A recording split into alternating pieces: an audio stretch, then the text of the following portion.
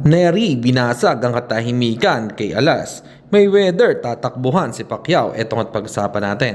Pero bago ang lahat, pakisubscribe po ng channel ko. Huwag nyo na rin kalimutan i-click ang notification bell para lagi kayong una sa balita.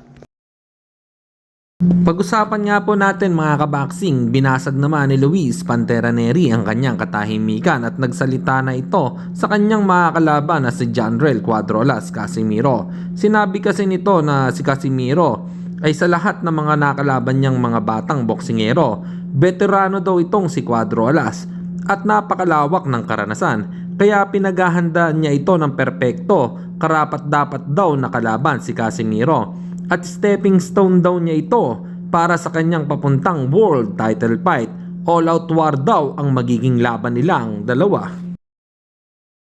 Samantalang posible pang makasuhan ni boxing legend Manny Pacquiao itong si Floyd Mayweather Jr.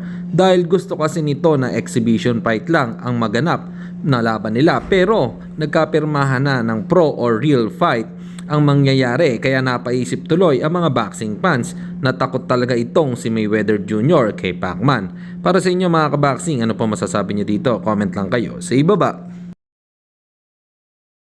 At sa kabilang balita naman tayo mga kaboxing, dating boxing gym ni Floyd Mayweather Jr. sa Los Angeles ay nagsara dahil sa hindi pagpapasahod sa mga empleyado nito.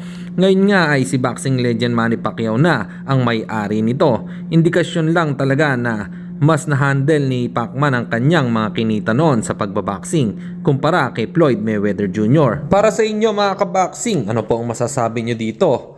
Comment lang kayo sa ibaba. Hanggang dito na lang muna ang ating balita. Dito na lang ang aking boxing news report. Babu!